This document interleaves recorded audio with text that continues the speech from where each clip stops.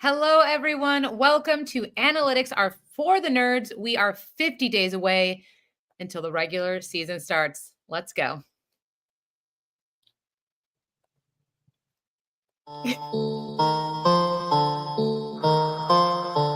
There he is. Life saving. How many lives saved this week, Kyle?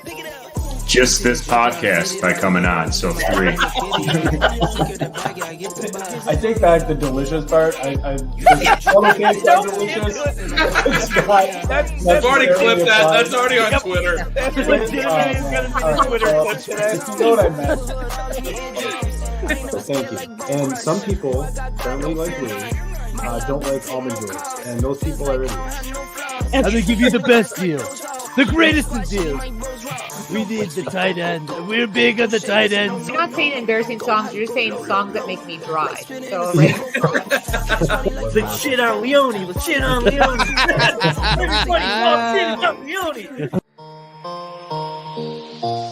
Pick it up, pick it up, pick it up, pick it up. You see the drippy, I'm fitted up. Hop in my car and the giddy up. Secure the bag, yeah, I get the bus. Pick it up, pick it up, pick it up. You see the drippy, I'm fitted up. Hop in my car and the giddy up. Secure the bag, yeah, I get the bus. Oh, look at that remix. Listen, I'm no Nate Geary, but I will say that the production value on this podcast is going way up. It was so good. It was so good until that glitch, like at the end. But I'll work on it. This took way too long. This took the intro did. Yeah, I mean, I spent too much of my day where I should have been trying to earn money doing that intro. But we got the right guest on later to maybe help me with some production value. Now that I know that I could end up in the rolling credits, I should have not looked like this. Okay. Well, all right. Go Mets. Yeah, go Mets. Go. We are in the fun All-Star break. It's fun to watch overpaid people hit balls. It's like Is it really fun to watch baseball though? I don't know. I mean, in person, I agree. Fun to go to a game, but I don't know if I'm ever going to sit down and watch a game on TV. What kind of person watches a baseball game besides like a World War II veteran at home? Like, what kind of person do you think it is? I always have the Mets on as background music. Am I always watching the game, focusing on every at bat? No, but the game is always on in the back. What a metaphor.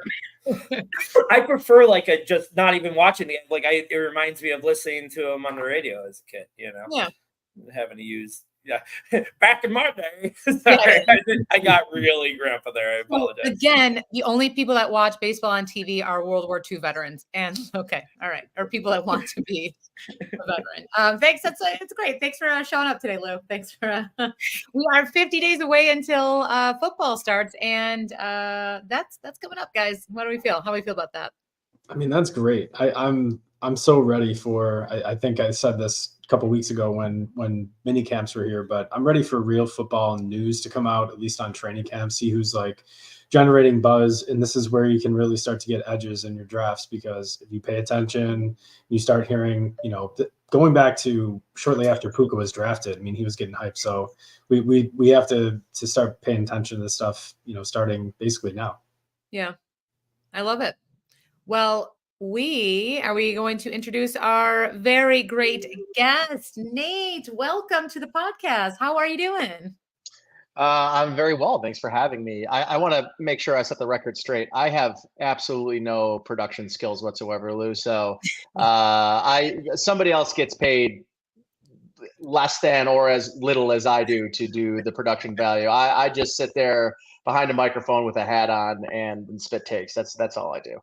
I feel like you had some more production history. No, so I guess. I mean, I do. I'm just not good at it. Okay. We love it. Well, welcome to the show. And then just we were talking before we had that awkward when are we pressing play, and then we just stared at the camera incident. You have a little nickname for Ryan, right? We got a little nickname going on. Yeah, point of sale. Apparently, I don't know. I think that there's a good chance that Ryan is. Is this supposedly before we've met? I mean, this would have been in London. Is when you're saying this supposed trash talk happened. But if I'm being honest, you probably earned it. I have the tweet, Ryan.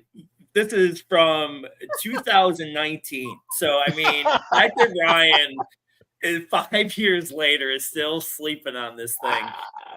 Nate, you tweeted describing my Dynasty League trade situation to my girlfriend regarding the piece of shit Ryan Mira. Said, "Oh, I thought he was nice.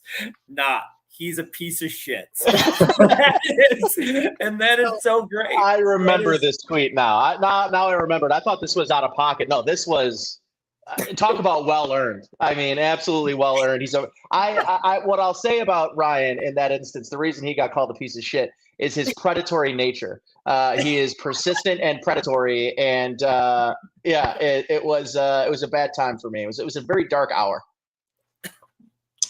I'm gonna have to come to my own defense here, but at the same time, I don't really know what to say. It was I thought uncalled for.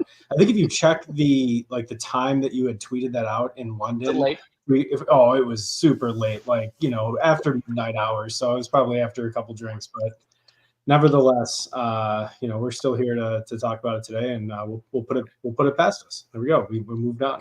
Thank God. Thank God. The whole thing only took 5 years. Only took 5 years. I know Ryan well enough, and Nate, I feel like enough from afar to know exactly what had just happened. I mean, Ryan was on his third horrible trade offer, and each time he was trying to tell you why the freaking guy that he had trying to tell you was gonna blow up, and then why the fuck don't you want him, Ryan? I know he's gonna blow up, but then why don't you? Ryan is such a lawyer. He's gonna tell you why you should take the guy that he doesn't want. I'm on Ryan's side. In fairness, wait. Can I tell you something? Maybe this will switch you, because I was probably 7 hay burners deep. So again, I want to preface the predatory conversation with Lou's right. It was probably the 4th iteration of the same trade, and I had several hay burners. And you know what? I look back with no regret, because Ezekiel Elliott, he's a nobody now. Okay, it just took 5 years. It took 5 years. The squash is a beef Ray. We're shaking hands here. Yeah. That's right. We squash. It's squash. I didn't know it was still a beef. But clearly Ryan's been going to sleep on this for half a decade, and he waited until the very right moment to pull it. So I appreciate it. Yeah, honestly, I'm gonna sleep so well tonight. It's gonna just feel like the weight's lifted off my shoulders. It's great. I can't wait till Ryan calls me and Ryan's like, you know what? I don't need to do the podcast anymore. This has just been a cruise. I've been waiting for you to get Nate on. I thought this was going to happen a lot sooner, and now he's done. He's got his public thing out. Yeah, that's good. Ryan doesn't even like football. This is all just to get Nate back on. My master plan. He's a meme guy. At best, he's a meme guy. Yeah, that's right. So let's get into everything and nothing with me. So I was gonna bring this up on Sunday's Scott Fish Bowl, but unfortunately I spoke about football the entire time. Boring. But let's talk about some sport gossip. So I heard that get this. Jennifer Aniston and Kim Kardashian get these facials. They inject salmon sperm in their face, and that causes their skin to be like better and softer and whatever. My question is, do you think the fact that Kim Kardashian injected sperm in her face is why Odell Beckham Jr. dumped her? Thoughts? Anyone? I'm not going first. This seems like this That's like the question. This is real. A Ryan question. This does seem like, I completely agree. Actually, it does seem like a very Ryan question. Yeah. Yeah, we're putting you on the spot. Predatory action in salmon sperm. My question is like it's one of those questions. Like, if no one knows that you put salmon sperm on your face if it's some form of advantage. If salmon sperm helped me in some way and no one knew that I was using salmon sperm, I guess you know, and you're telling everybody on the podcast. Yeah. So I guess it got out somehow. I mean, no, I don't think anything to do with sperm would be driving OBJ away. So to your question, no. But I'm more interested in knowing about this. Okay, one for no. Hold on, do the time. It's 10 minutes and 26 seconds of when Nate realized he hates doing this podcast. Is Nate's Wi-Fi going out? Is that what I say? On the contrary. Listen, if salmon sperm turned me into a scratch golfer, I'd be eating it by the dozen. So, and listen, I mean, I like sushi, and I know that those little roe balls are balls. Yeah. Balls. Whoa! Wait a second. Did I just find out something new? Eggs, Lou. It's yeah, they're eggs. They're, yeah, the other one. A fish uterus. I just say. Yes, there are for the kids listening. They are from the private parts. I'm going to go ahead and sit on the other side of the fence, and I'm going to say it's exactly the reason that they broke up. Thank you. All right. Okay. I have no idea or no opinion on that, but I will say that the salmon sperm thing might become like the deer antler spray of like celebrity. Hollywood. You know, it's going to be their edge, right? I don't know. Maybe it works, but it's weird. And who was the first one that figured out that it worked? That's what I want to know. That is. Yeah. That's good. I also want to say, like, maybe like using salmon sperm to help you look ageless is sort of like Fight Club. I feel like that's something you're not supposed to really talk about. Yeah. Yeah. No, you're not wrong. I thought I would take extra care driving to work tomorrow because I do not want to die with salmon sperm as my last Google, and it's going to be tonight. I'm going to spend a lot of time on salmon sperm. More time. We've already spent 3 minutes on this podcast. Yeah. So let's move on. So something I find very interesting because I really am interested in the in Salt Lake City. Kyle Filipowski, have you heard about his whole scandal? A little bit. So he's 20 years old. He was projected to be drafted in the first round for the NBA.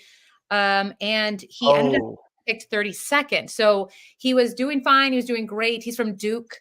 Utah Jazz picked him up, but he is 20 years old and he's engaged to a 26-year-old who he's been dating since high school. So there's a big issue where his family, this is such, again, kids are listening, right? He's been groomed. So there's he got murdered. Yeah. Oh. Oh, look at what? We're not turning that into whatever hatchet burying we just did, we just dug that shit right back up. Because what the hell? Oh my god. But anyway, but so they're saying his family came up and said that he's being groomed by this woman. She's 26, he's 20. They were dating when he was in high school. So she was 23 when he was 16, 17. And that caused teams to back out from the first round to 32nd. Any thoughts on that? No? Okay. We'll move on. I'll go first since nobody wants to jump on that. I will be the one that will say it if everybody else wants to be politically correct. I mean, I would have no problem as a 15-year-old having somebody, but it's a different world. I don't know. You're a very big believer of age not being anything. I just I love the silver fox. I will be the first to say that. My whole thing is I think it's a very serious issue that should be taken both ways because of the maturity level how mature are you at 16? But again, by the way, the background, a little context to this is she was his babysitter. Oh yeah. Oh, that's so much. She was his babysitter, and she was his babysitter, and here's the part. Like, so she made him write a letter, essentially separating himself from his family. So he doesn't have a relationship with his mother or his brother anymore. And they sort of outed this on Twitter because they were like, why is he dropping? And the story was, she's very manipulative and forced him to, separate all relations and all conversations and communication with their parents and stuff. So it was weird. Kind of sounds like what happened. She's Mormon. But wait, here's the craziest part. I can't believe it. The craziest part is she is Mormon, and this is supposed to be backed in Mormon faith, and he got drafted by the Utah Jazz. Yes. Yeah. That was the best part of the story. Yeah. Yeah. That Ryan, you were going to say something. Yeah, I lost my train of thought after I found out that he also. That's a nice weird twist, but Yeah, maybe good for them, Yeah. right? Now it can work out for them, I guess. I don't Sure. know. It's weird all around, and the guy went to Duke, so he's not going to get a lot of sympathy from most people. So yeah. And Aaron Rodgers had the same thing with his family. Very public breakup. His brother Jordan was on The Bachelor, if anyone remembers 2019 as much as Ryan does. But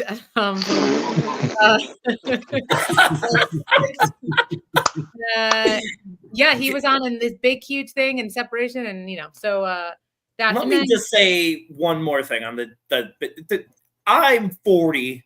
I just saw my babysitter recently, like at a carnival with her kids, and I'm like, my babysitter from a kid, she was like, so she's got to be like 50, whatever. Fat now, really looking old, still would because the babysitter thing, it's always going to be a thing. I'm always good. There's a bucket list thing, and it's the baby. So that kid had, I don't know how long he waited, but that's good for him. And I'm pulling for the chance.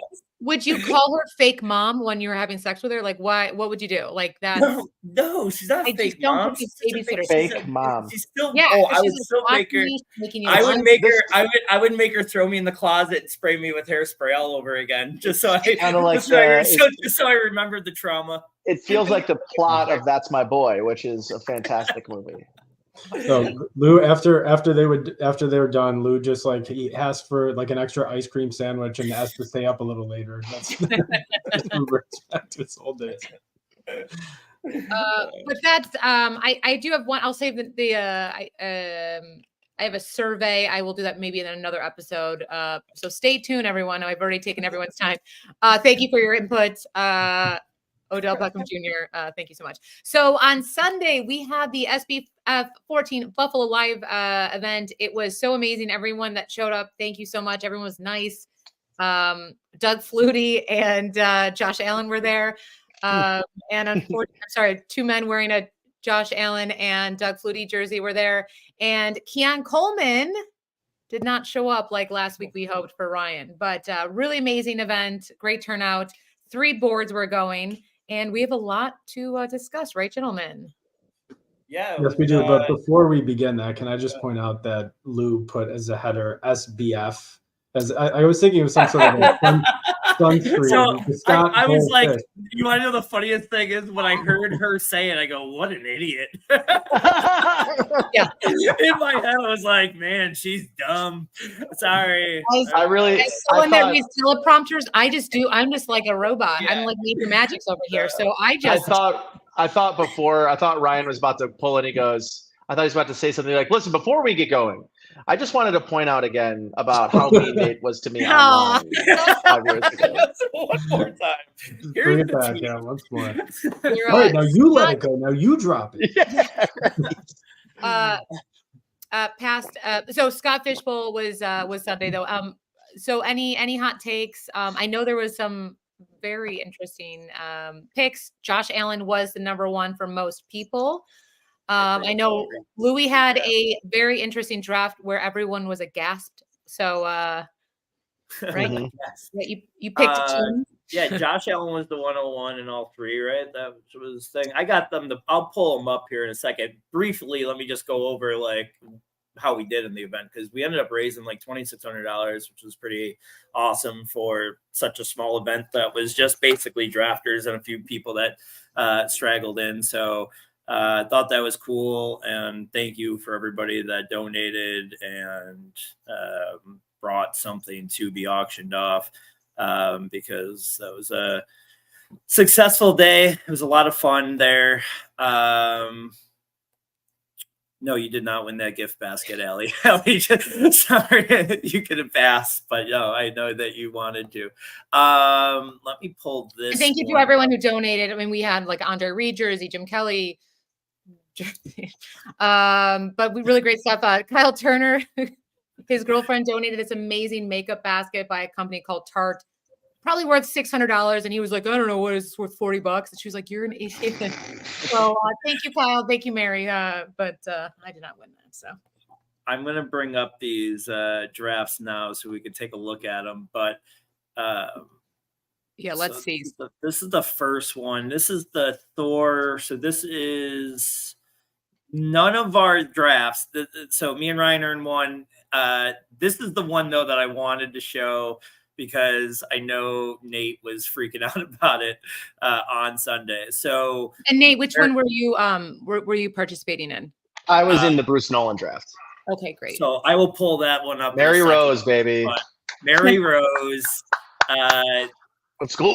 Now we know about the scoring, and it's all about up there very heavily for return yards and bonuses and stuff. But she went full in. She went Mahomes, Laporta, which is a great first two, and then she said, "I'm doing kick returners," and she went Shaheed, Mims, Shakir. Does follow up with Watson there, Patterson, Tracy, Turpin, Davis, Duvernay. I love it because I went up to her during it. I know you were losing your mind, and I went up to her and was just like, was this your goal coming in? She's like, yeah, it's Scott Fishbowl, like do something different. Oh yeah. Don't know how the scoring's going to end up on that. As far as one of those 8 guys returns a kick, like she's getting 60, 70 points just right there, right? So that's interesting. My thing is she did so much that, what if she sits the one that actually takes that, it. Like this isn't the worst idea if you did maybe 3 of them or something like that. I think she leaned into it a little bit too much, but love the idea. After you looked at it a little bit more, Nate, do you understand at least the reasoning or thought process? Oh, 100%. And I like you, I like that she sort of just leaned into it. She made it part of her entire draft strategy. And I didn't really notice it, I think, till go up. This would have been the 8th or 9th round when I started to notice what was happening. Yeah, when Tracy goes in the 8th round, I look and I go, no, she was writing in a name in the 8th round. And I was like, what's going on over here? We're writing in a name. What did we lose a sheet or something? Yeah. And I was like, oh my God. I was like, that is as cool and as fun as you could. I was I couldn't believe what was happening, but I went up to her, introduced myself. I'm like, this is awesome. Talk to me about your strategy. This is really interesting because, it is interesting generally, the scoring strategy. It's a tight end premium league, so you're getting 1 point per reception over 0.5 for everybody else. Obviously, it's a super flex league, so the quarterback run happened early. And so it's okay, those are some concepts, and then obviously tons of flexes. So get weird, figure out how the scoring can benefit you. And I will be the very first to admit, I looked a lot at the differences between some of the skill position players. I did not spend a whole lot of time thinking about returning. So this is someone that walked into this league hell bent on putting together a different draft, but using the rules to her advantage.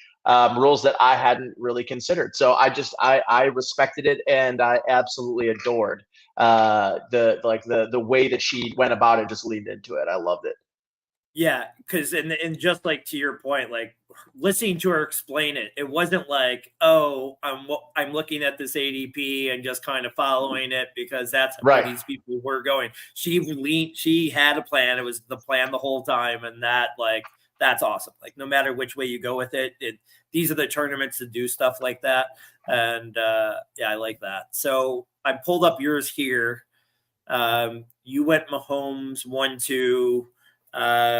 Any specific reasoning Mahomes over the next 3 guys there? Yeah, I was thinking about how Patrick Mahomes now has some downfield weapons this year, and that those bigger plays, those 30, 40, 50-yard touchdowns, I think are going to come into play, especially with a guy like Xavier Worthy. And I think garbage comes into play, meaning you toss out a 5-yard screen pass to Xavier Worthy, and he's the kind of guy that can break it and go 60, 70 yards. So now that he has some more dynamic playmakers around Travis Kelce. I kind of got the vibe that he could have a 10% increase in some of the stats across his wholesale passing stats. But it was really less about Patrick Mahomes potentially having a better statistical season than he did last year, which I think was a down year for Mahomes. It was more the uncertainty with Anthony Richardson, and I think he's probably going to do one of two things. He's going to win you a league or he's going to lose you a league. Especially like this, where Joe a couple picks later that takes Richardson has Purdy and no one else. Like that's something I feel like, especially if you're drafting Richardson, you almost have to around the turn draft another quarterback because you sort of have to hedge for him, busting. So it was between that and then obviously I think that Saquon Barkley is going to steal red zone touches and potentially touchdowns away from Jalen Hurts, who I think is, his fantasy value predicates a lot on 1-yard touchdown runs. And Jason Kelce is retired, who was sort of the architect of the offensive line implementation portion of that. And I also think that Lamar Jackson in a 1-year, redraft league is probably went where he should go, 5th amongst the quarterbacks taken, maybe even 6th. I even probably would have taken CJ Stroud ahead of him. So that was kind of my thinking from it was I liked Mahomes' upside this year, and I was fading pretty hard Jalen Hurts and Lamar Jackson and just being totally on the fence about Anthony Richardson. Quickly on the Hurts point, I think Louis and I both share your fade on Philly this year. It's tough because I'm struggling because in my mind I'm with you. I share your opinion that I think it's going to be a transition year where look, Hurts has been propped up by those rushing touchdown numbers. I think he's due for regression to towards the mean, so I would expect those to come down. And but the part that I'm really struggling with is that, industry guys that I respect, the ETR guys are very high on Philly this year, and they have good reason to, right? When you're really just breaking it down as to who's a good offense, I mean, they're a complete football team. They have a good offensive line. They have good receiving weapons. They have a decent enough tight end. They have a smart coach that knows how to, I think Kellen Moore is going to do, good things. So I'm going back and forth. So when in these situations, like I think the answer is usually somewhere in the middle. So I'm still trying to kind of like split my opinion on that and at least acknowledge that the market might be right. Real quick, Nate, just looking through here, your draft, anything stick out for you as a miss or like something you were real happy with? I was real happy about getting Dalton Kincaid around on the turn in the second round. Poor Steve Falco. I feel like I draft cucked him a few times. That one was probably the one that hurt him the most, I think. Listen, I'm a big buyer this year of Trey McBride. Had Trey McBride miraculously fallen to 311 because we had the third round flop. So instead of a full snake, it did switch at the end of the third round, which as the second pick sort of fucked me. But I stayed patient. I think getting my wide receiver there made a lot of sense. But I am really just all in, especially in a format like this where you have a premium at points per reception for tight ends. I think you could easily see a scenario where Kincaid leads the league amongst tight ends and targets this year. And seeing his average depth of target in the second half of the season last year when Joe Brady takes over, you can really, I think, very easily get to, and obviously the lack of true playmakers around him. And really, he is the true maybe known, or at least the most predictable known for this Bills offense and Josh Allen. But to me, it was the evolution of his game from being, really a predominantly short player, third or fourth sort of target player, to having plays designed to free him up down the field. And I think if that is sort of what gets carried over from Joe Brady's offense last year to this year. That Kincaid is more of a down the field threat. That just adds to what I think will already be a really 100+ targets. If he's down the field and making big plays down the field, and not just those 4 and 5 yard kind of routes and concepts that he's sort of the safety net. Man, you could easily get to a place where that kid gets 90 catches, 1,000 yards, 5 or 6 touchdowns, and that would just be a huge tight end one season for him. Ryan, this is our board here. I believe you're in the 3 spot. I was in the 4 spot. Want to go over a little bit any of your picks specifically that you want to talk about while I go and beat up my child. Yeah. So I agree with your take on Hurts. I think we disagree on Jackson. I look at him in real life and in fantasy as 2 different quarterbacks. I think he's a really, really good fantasy quarterback, and I don't think he's necessarily an elite real life quarterback. But with the rushing upside, I can't deny that he's huge. And quite honestly, I was planning the Andrews stack with Jackson, hoping that he was the most likely of the options that I could take for someone that was going to come back around to me.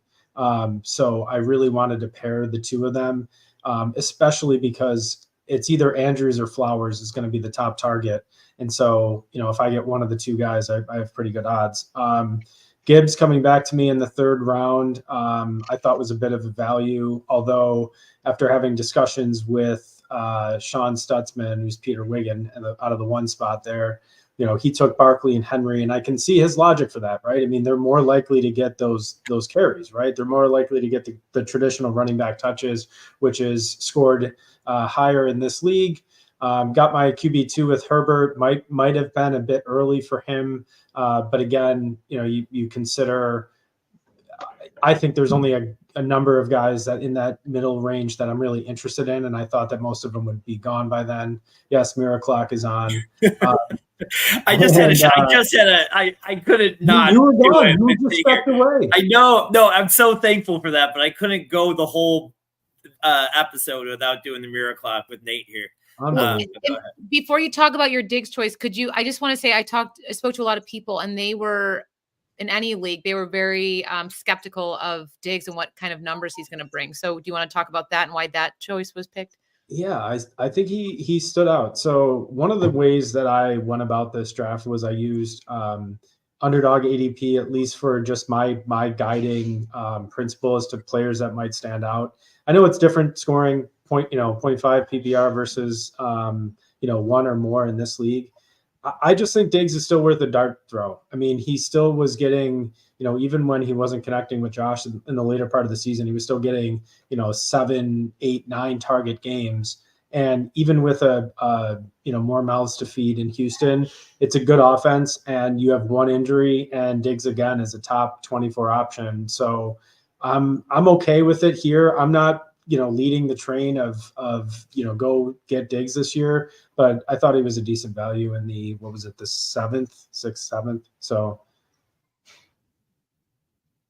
I honestly like Pickens and Jaden Reed over Diggs. And the only reason is listen, I mean, Diggs is probably, it's safe to say, the number 2 weapon, right? In Houston, but Tank Dell is going to take those down the field plays. Nico Collins is going to be the guy on 3rd down and probably in the red zone. And I think it leaves a lot of low value targets for Diggs. Like, I don't see him in a best case scenario. What do his numbers look like? Where does he finish in fantasy? Wide receiver 25. Where I look at a guy like Pickens. Pickens could end the year at wide receiver. He could finish inside the top 10. I mean, he's got no targets to fight for. We know that Russell Wilson throws to his number 1 receiver, if nothing else. Yeah, I get the idea of Diggs. It's just so hard to project what his value is going to be in an offense that just has so many mouths to feed. Including Dalton Schultz, right? I mean, that's a top 15 tight end from last year too. So I probably would agree with you, Ryan. Like, the philosophy of he's worth a dart throw, because he's still, in my view, in my estimation, still has that top 5 talent. I just don't. I think the days of seeing Stephon Diggs be a top 10, top 15 fantasy receiver are all but over, barring some kind of major injury to Nico Collins. Oh, I certainly agree with that too, but that's why you're drafting him in the 7th round and not the 3rd round, right? So, it's all about the cost that the acquisition cost, right? So, we'll see. We'll see what happens with Pickens this year. I'm down on the Pittsburgh passing offense this year, even though he might be the only target there, because I think Arthur Smith's just going to want to run the hell out of the ball and just pound it with Najee Harris and Jaylen Warren. I know your favorite Najee Harris, Louis. So I'll quickly run through mine here. It's just a couple notes on it. I go Kincaid a little bit earlier than you did there, Nate. And, like you, I think he's like easily could be 1-1 tight end.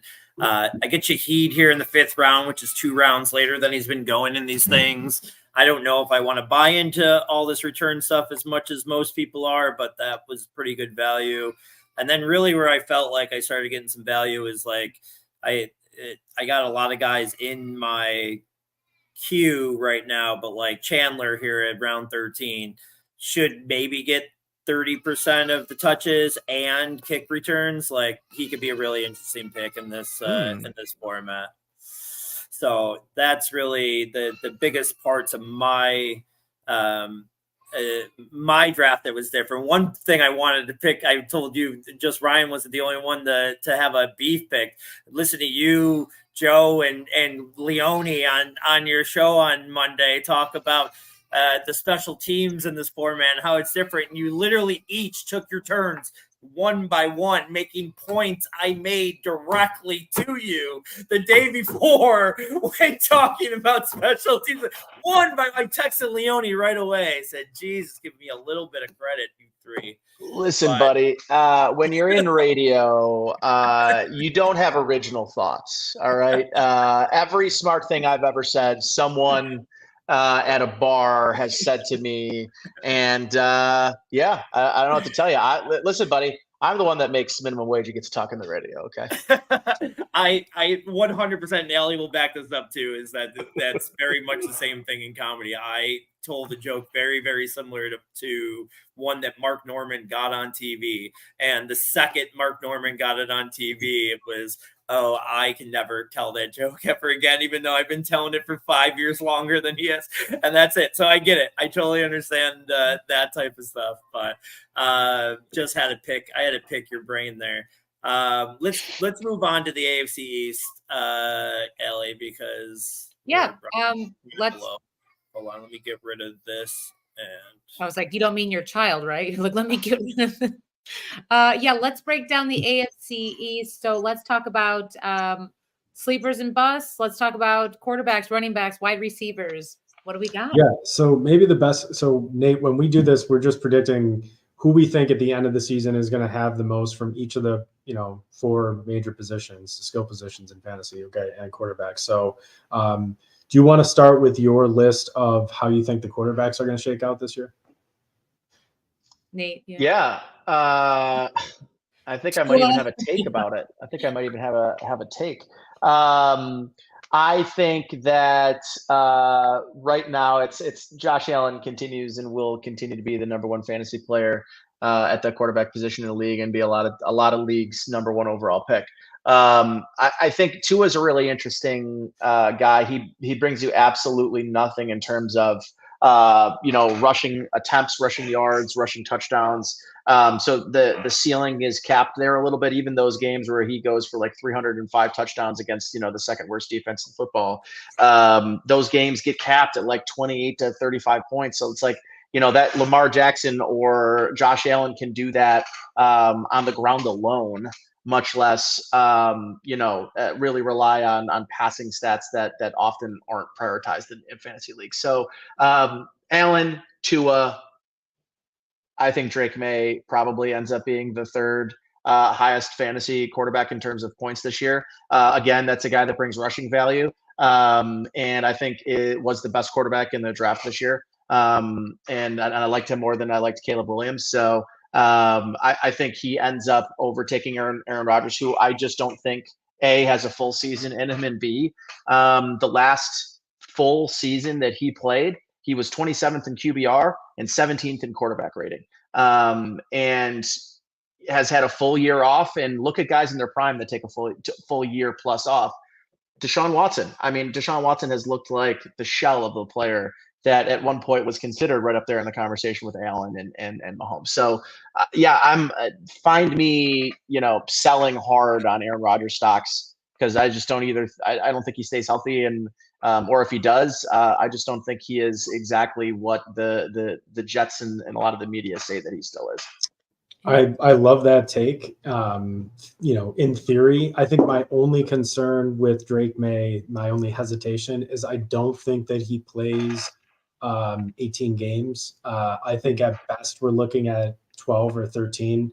And this is only because the Patriots start out with, I think, one of the most difficult schedules in the NFL. They're at the Bengals, then home against the Seahawks, then they're at the Jets and at the 49ers. Those are the first 4 weeks of the year. I don't really think that with 3 road games against teams that were, playoff teams or close to it, right? And then you have the Jets. I don't think you want to start him out that way. Then they have home at the Dolphins and then home at the Texans. And so, I mean, it doesn't get that much easier, but I could see maybe through mid-October, you have Jacoby Brissett before they hand the reins off to Drake May, just to give him a little time, before throwing out there. Although we saw what happened when the Bills probably wanted to do that with Josh Allen, and Nathan Peterman threw 5 picks against the Los Angeles Chargers. So, you can have a plan until, what is that saying? Everyone has a plan until something, whatever that is. You know what I mean? Laughs or something. And sure. Yeah. Sounds good to me. Louis, I would bet, would have it Allen, Tua, Rodgers, May, but we don't know because I think he is working on putting his daughter down for the 6th time here. Yeah. What's your take on running backs for the AFC East? It's a good question. I probably sit at Breece Hall being the number 1 running back. I still have a lot of questions about the New York Jets offensive line. I know everybody thinks because they signed a 36-year-old left tackle whose best years were, several seasons ago, is the answer to all of their prayers on the offensive line. But it was pound for pound the worst offensive line in football.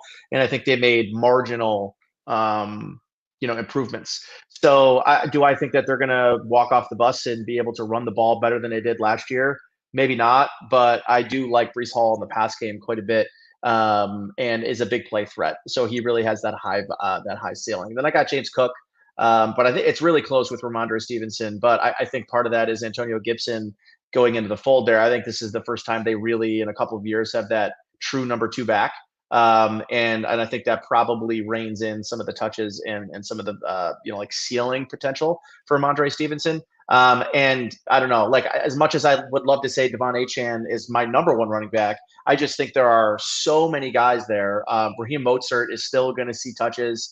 They drafted that kid later in the draft as well. They've got, and obviously Devon Achane has a lot of problems staying healthy. I still think he gets drafted ahead of the other 3 guys, but I think at the end of the day, when you look back, in January and you're looking back and you're looking at a championship roster, I think you're looking at guys like Breece Hall and James Cook on the roster over a guy like Devon Achane, who could score you 40 points or be on the IR. So it's always tough with guys like that are so small. Yeah, I wouldn't put it past the Jets to pick up Frank Gore again. I just feel like they're just floating. Too much upside there. Too much upside. Junior, maybe his kid. No, the Bills should be like the Lakers, and they should get Frank Gore Sr. and Frank Gore Jr. on the same team. Yeah, but at least Senior and the Lakers can play still. I wanted to go on that Achane point that I walked into. Is just I was the biggest Achane guy there was last year. Obviously, you guys know that I bought my first Dolphins jersey, but I have a feeling he's just going to have. I think he's going too high for what he's going to do right now. I think Breece easily beats him for me. I have Stevenson ahead of him too. I would bet that Stevenson has more points than him. The injury thing is something to worry about. He's small. They've shown that they don't care about really giving anybody a big workload. His fantasy success was big plays, and there's usually regression in that. And wouldn't you say that the conversation about him and Kyron Williams are very similar? Because last year you would have got Devon Achane for very cheap, likely, and now on this time around, in order to get him, you have to spend a premium asset. And a lot of people don't want to draft running backs high as it is. And the same thing with Kyron. I think Kyron, obviously they draft Blake Corum too, but that's a guy that won people championships. But you got him in a week 1, week 2 waiver wire, not 20th overall. So I think we have to distinguish here between a large tournament like Best Ball Mania and a redraft league, because I think I would share your opinion more in a redraft league, but in a best ball league where I'm looking for spike weeks and league winning weeks and championship winning weeks, I don't think there's only maybe 2 or 3 better options than Achane for that in the league, in my opinion. So last year, he had 137 fewer rushes than James Cook, and he only had 33 fewer half PPR points. So you can get all the volume you want with James Cook. That doesn't replace the efficiency he had. Now, the argument against that is you can't keep that kind of efficiency. And legit, that probably is true. I don't think he's going to be maintaining. I mean, he was at almost 10 yards a carry. It was insane. Historical numbers, yeah. Right. So that's probably true. So you're going to get some regression. But I think the volume is going to increase this year because, and I'll just give it now because it makes sense in the context of the conversation, my bust for the AFC East is Raheem Mostert. I think that guy had the jackpot of all jackpot seasons last year, getting 18 touchdowns after never having, I think, more than 4 or 5 in a season. So, look, that was an outlier, 100%. He's 34 now. I mean, you can't keep milking the cow forever. So the guy is got to be spent. And so, yes, they did draft Jalen Wright, and I like him as a complement to Achane, but I think the floor is going to be increased for Achane as far as how many carries he gets and how many opportunities he gets in the game. And I think he's going to pay off at least in a best ball league. So I understand your point. So I have it Hall, Achane, Cook, and then Ramondre. So it might be, different than your guys, but I like the healthy debate. Always is good for a show. I'm actually opposite of you, really, when it comes to that specific point. I think I'm down on Achane at ADP, and I'm actually up on Mostert and Jalen Wright because I do think that that's going to be closer than where those ADPs are spread out. I think at the end of the year, you're going to see those 3 guys at a closer number together. So I'd rather buy the 2 value guys, and I've been kind of kicking Achane to the side there. Yeah, well, you're also the guy that buys the knockoff Puka Nacua jersey, so we got very flammable. Very, very flammable. Very. Yeah. That's great. I know we probably didn't finish everything. Did you guys do sleepers and busts at least? Can we do that real quick before we move on to our draft? Let's do sleepers and busts. Don't we have to get to wide receivers and tight ends too? Allie wants to kill you right now. Do you see those eyes? Do you see those eyes? No, we got we still have the draft. She already took her melatonin. Can we at least just rattle them off? No comment. Just at least get it. Let's quick fire, as the Top Chef say. Yeah, Ryan, why don't you go first? Let's hear your. Okay, Tyreek Hill, Garrett Wilson, Jalen Waddle, Keon Coleman, 4th in receiving. That's a hot take, but I'm sticking by it. Nate, do you want to tell us your? Yeah, I'm going. Even though I was talking trash about Aaron Rodgers, I do think Garrett Wilson has a just insane year. I'm putting him first. I'm putting Tyreek Hill second. I'm putting Jalen Waddle third, and then 4th, I am putting Khalil Shakir. So I think that 4th guy should be the Bills guy that you choose, and you guys both did it. 2 different guys. I probably would lean towards Shakir if I had to pick one. Instead I took targets, and I took Jalen Polk. I just think he's going to end up being the New England number 1 guy there, and I don't know if I believe in any of the 3 Bills guys having huge volume. So I will take that. I totally agree with you with Garrett Wilson, though, but I know we said no comments. But big on him. Thanks, Go ahead, tight end, real quick, Ryan. Kincaid, a huge gap between him and the next guy. Then I have it Henry, Jonnu Smith, and then Tyler Conklin. And my sleeper also was Jalen Polk. So I'm with you on Polk being a nice pick for the Patriots.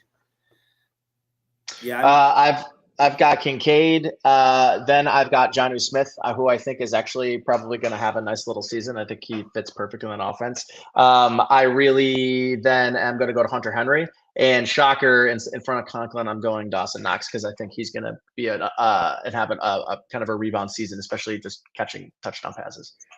I was getting nervous there that we were going to agree on everything, but the Conklin thing lost me. I think Jonnu and Conklin are going to have way better years than their ADP is showing right now.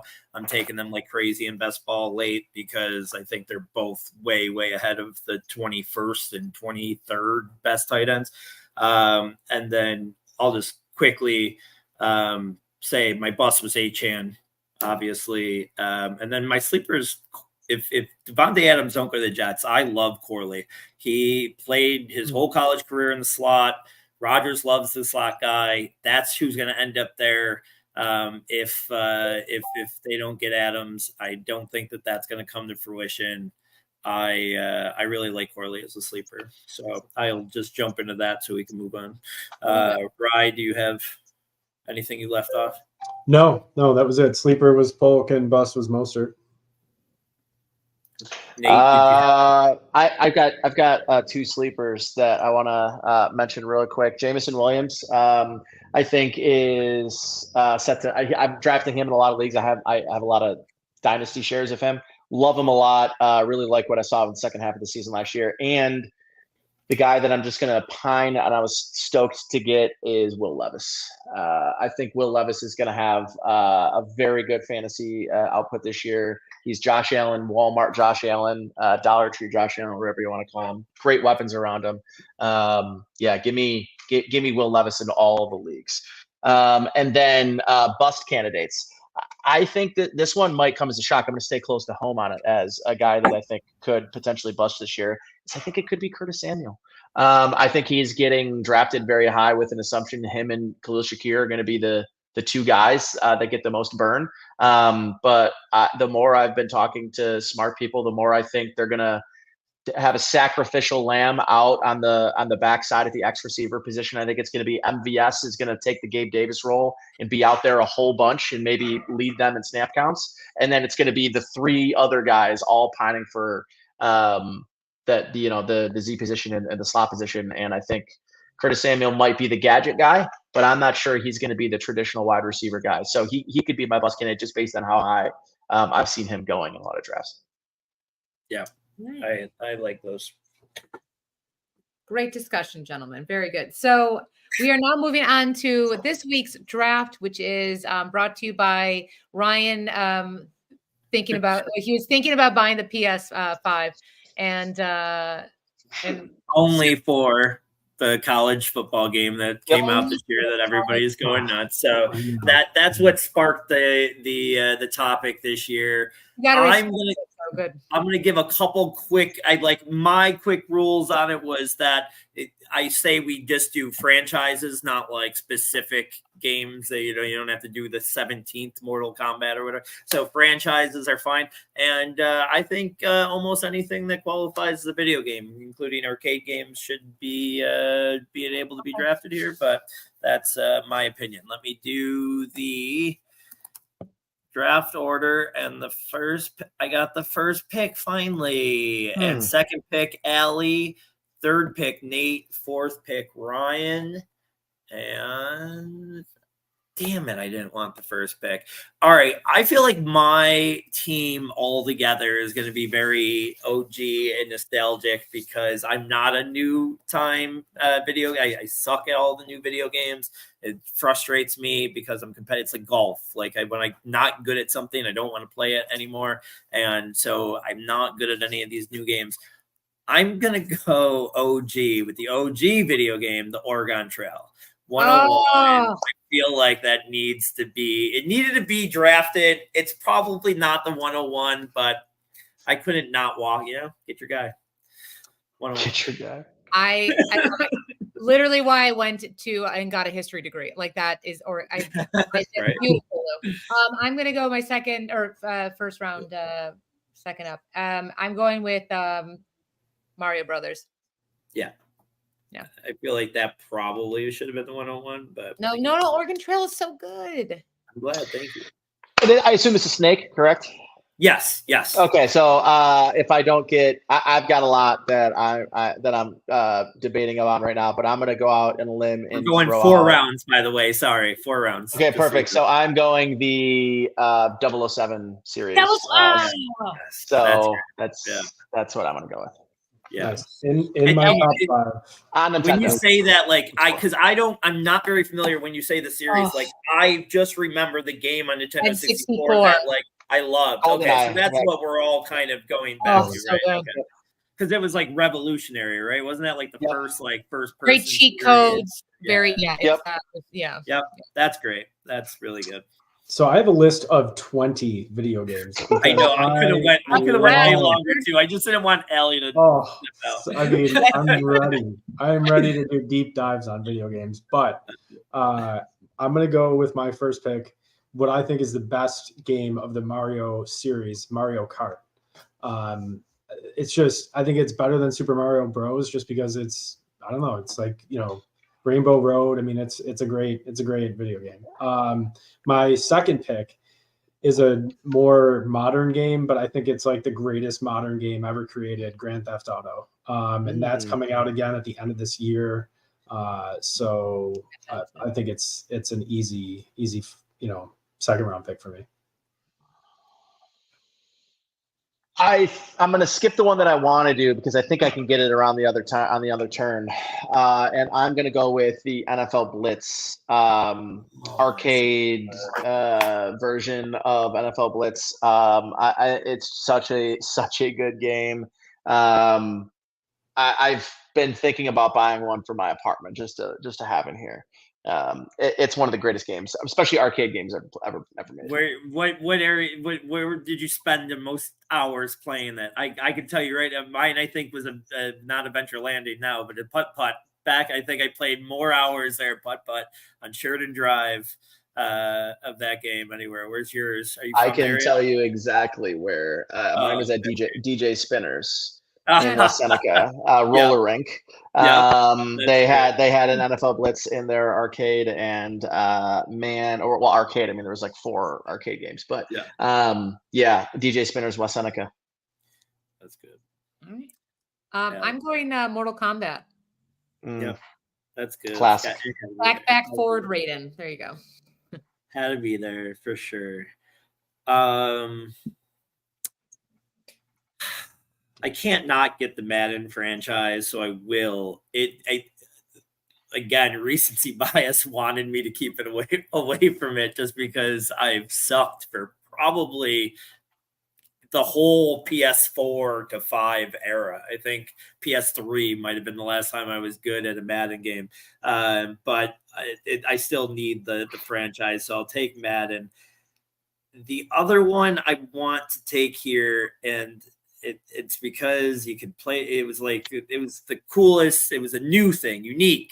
Rock Band was so much fun, and I would still play Rock Band if 1, Rock Band was around, 2, I had friends at all, and 3, had any kind of musical coordination or whatever. But it was a cool game to watch other people play.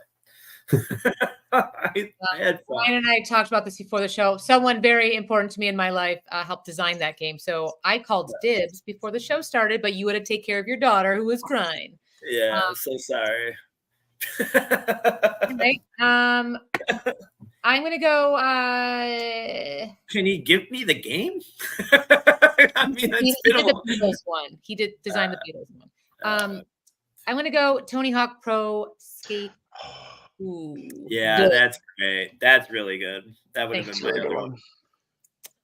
Fuck you, Lou. I am leaning towards Roller Coaster Tycoon. Great. Was a really, yeah, that was a big PC game for me for a very long time. I spent many hours in the computer room playing that. I love it. That's a good pick. I first want clarification. I mean, Rock Band, Guitar Hero was the better of the two games. Way better, I know. Sure, was way better, and that's still available. Until you just said Guitar Hero, I forgot that it existed. So maybe that's what I was thinking when I said Rock. Here's the thing, though. Can I say Ryan has sort of leached off of two other people's like Allie's like Mario Brothers, and you're like Mario Kart. I thought we were kind of lumping them all into one group. And like you're just taking. I'll show you my list of 20 video games here. All right, I'm just saying, have some originality, would you? I mean, I just came up with Roller Coaster Tycoon. You're like, oh, Lou, I think I'm going to take the other game that's just like that game. First of all, I asked for clarification. I'm not taking that because I do think it's too similar. Good. Thank God. I have enough in my geez. Who invited? Maybe we're gonna get some originality from finally. Nate's strapped in a 3 a.m. tweet for later right now. Oh yeah, he's gonna be a couple hay burners deep and just going back to this conversation. All right, so that's kind of thrown me off for a little bit. But I'm gonna go with my first pick. I'm gonna go Pokemon Red. I played that game a lot, like on a Game Boy, as a kid. So that was such a fun game and was one of the first games that I played consistently. And then for my next pick, I'm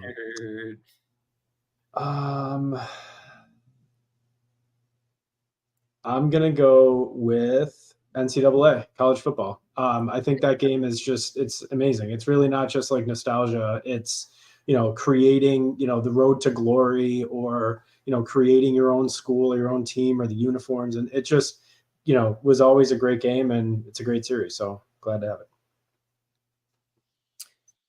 All right. I'm going to take a series myself. I'm going to do the 2K games. So 2K football, NFL 2K, and NBA 2K. I think it's probably NBA 2K is the game that I still play that goes up on this TV back here in my old Xbox. Like NBA 2K is what I still play because I'm a big Knicks fan. So now I'm even more in on it. But NFL 2K5, 2K, is that what it was? 2K, was that one with TO on it? Yeah. 2K5 with TO on the cover. The single greatest football video game ever. The stuff you did outside of just playing games that had the storyline was amazing. That game is peak to me, and I must be what, PS2? No, you're right. That's a great pick, getting both of those, because like when they would go through the highlights of your game, like in the form of Sports Center, it was just like the coolest thing back then as a kid. Correct. Yep. All right. This is in honor of all my fellow stand-up comics. WrestleMania 2000. Every comic for some reason likes wrestling, and I'm the only one that doesn't. But WrestleMania 2000 was great, and RIP to China. Okay, sure. I don't remember that specific game, but I did have all the wrestling. It was on it was N64, right? Yeah. Yep. The Rock was very cage match. Yeah. I could finish this in so many different ways. Pac-Man, but I'm not going to do it. Sonic, Crash Bandicoot, all fun games. I think I need to go NBA Jam. It was because not only was it not just fun at the arcade, but then the PS game, or Sega. The Sega game came home and was just as fun. NBA Jam was so much fun. You could play it for hours. So I will close it with NBA Jam. Anybody have any other? I have 13 honorable mentions. I'm trying to get 3 of them off of yours. I feel I was going to say another one of mine was Street Fighter 2. It's great. Tetris, Legend of Zelda, Ocarina of Time was the longest, most painful game, but also a good game. And then Ryan, what is the other? Asteroids, maybe? Asteroids. I also want to give a shout out to Call of Duty, even though I was terrible at Call of Duty games and shooting games in general. FIFA, I think the FIFA franchise is always great. Dance Dance also Revolution also should be on there, but Wow. it's not something that I was good at or enjoyed, but it was popular. The Sims, Star Fox, Banjo-Kazooie, Loki, great game. Crazy Taxi, you guys remember that game? That that game was much great. fun. No. That game was great. On a Crazy Sega Taxi. Dreamcast, amazing. Oh. NFL Street, you guys had that. Snood, remember Snood on the computer, the PC game? It's kind of like, that's super old school. And then two more: Ken Griffey Baseball, great game, and Solitaire. Who can forget Solitaire? Solitaire is good. Solitaire is really Don't good. forget Farmville. I have one really important one that I can't believe none of us said, and now I feel bad for not saying it. Twisted What? Metal. Twisted Metal is so good too. Twisted Yeah. Metal is really good. 3 that you guys didn't say that I thought you would. Mike Tyson's Punch Out. Oh gosh, NASCAR Paper- Thunder too. NASCAR Thunder was great. Yes. Paperboy is probably dating myself, but Paperboy was so good on the original Nintendo. And RBI Baseball on the original Nintendo at 4 years old. Like, man, what a game. Oh, and Cruising USA, just one more at the Ooh, Cruising USA. Another clock. All right. Nate, Geary, thank you so much for being here. Thank you for smashing the beef with Ryan. We like to build and foster relationships. So thank you for that. Everyone, thank you for listening to Analytics Are for the Nerds. We'll see you next week. Bye.